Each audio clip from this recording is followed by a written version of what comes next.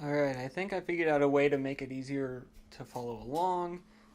If I use my mouse, then the cursor actually picks up, but if I just use the pointer thingy, I could be all the way down here and it doesn't pick up at all.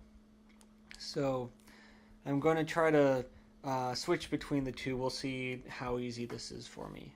But anyways, so we have this problem. We've got two groups, and we've got two group homomorphisms that alpha and beta that take H into automorphisms of n. And we're going to assume that there's some T in odd n such that for every H, we have this relation between alpha and beta here. See, I can use this mouse and actually point out what I'm talking about. It's great. Anyways, so what we want to prove is we want to prove that this semi-direct product given by alpha is isomorphic to the one given by beta. And in order to do that, what we have to do is we have to come up with some function that we think should work. And so let's see here. We take this phi, and we're going to go from one semi-direct product group to the other, and what we're going to do with an element h and h and n is, well, with these semi-direct product things, typically nothing really interesting happens with the h's. The interesting stuff happens with the n's. And so basically, because we've got this t floating around here, the first thing you should think is, oh, we should probably use t somehow. The other thing you should think is, oh, well, this problem hopefully isn't super hard, so let's just try. Maybe the first thing you try is t times x, and maybe that doesn't work, and then you'll try t inverse x as the second thing. Or you might think, oh, well, typically in order to make things work, like in order to prove relations between things, sometimes we need inverses, and so maybe that should work. But it turns out the inverse works.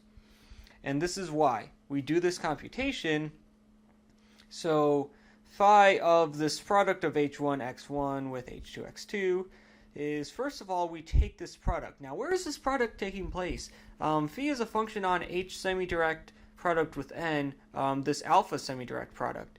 And so when we multiply these two elements together, we have to multiply them together using the rules of taking semi-direct products with respect to alpha. And this is exactly how that works. And then from here, remember, alpha is just t composed with beta h composed with t inverse, so you just plug that in here. And now we can actually evaluate phi at this element, and we know that phi keeps this first coordinate the same, and then you apply t inverse to the second coordinate. And now, let's see here. So what's going on here? So we've got t inverse is being applied to this thing times this thing. And this multiplication here is happening in n. And we know that t inverse is an automorphism of n. Therefore, if we have t inverse applied to the product of two things in n, it's going to be t inverse applied to the first thing times t inverse applied to the second thing. So this, you got to keep in mind that this product here is taking, that we have this product here. And so if you look above here, all of these are just compositions. So that's not really multiplication taking place in n. This multiplication, though, this is taking place in n. And that's something that had me confused on here for a while. It's very easy to get lost in, like, where do these products take place? And this product takes place in n, and so you're able to bring this t inverse out over here as well. But anyways, you have this, and then of course this t inverse and t cancel, and so we have this, and then you go backwards to here. Now, the way that you figure out this equality here is you actually, you start going backwards from here. You say, oh, I want to end up with phi h1 x1, phi h2 x2, and then you go forwards there until you get to something that you know you can get the other direction. So going from this step, going from this line to this line is not super easy to see, but going from this line to this line is easy to see, and because it's an equation, you could just do it, and so it works.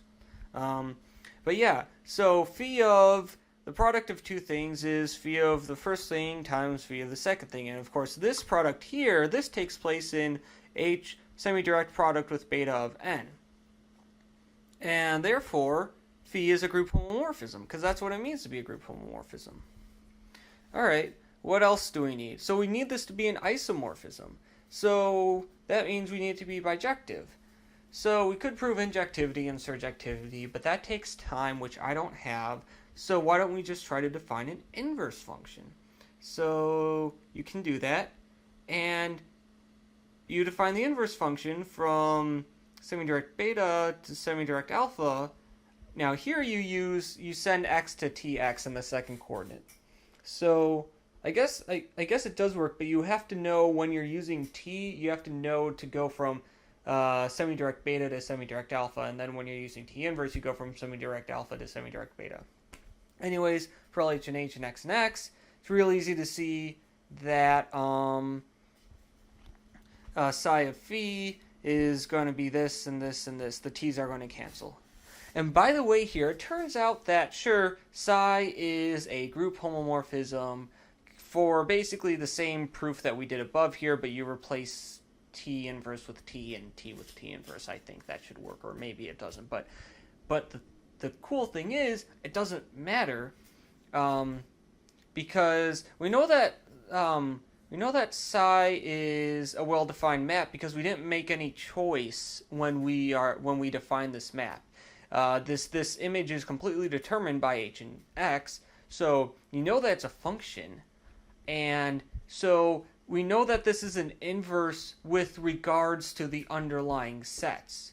And so we don't need it to, even though it turns out to be an isomorphic inverse, we don't need the group homomorphism part. All we need is a bijective.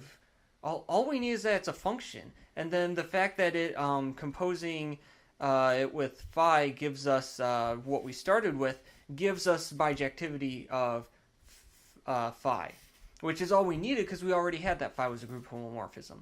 So the point is, it's easy here to be like, oh, let's introduce psi. Oh, we have to prove it's a group homomorphism. No, you don't have to. So this is an example of a case where there is more stuff going on here that is true, but you can save time by not proving it because it's not relevant to the proof. Anyways, so psi composed with phi is the identity on this group. And so the existence of such an inverse map implies that phi is a bijection. And so it's a bijection and it's a group homomorphism, and that's what it means to be an isomorphism. And hence, H semi-direct alpha n is indeed isomorphic to H semi-direct beta n. And that's what we wanted to prove, and so we're done with our proof.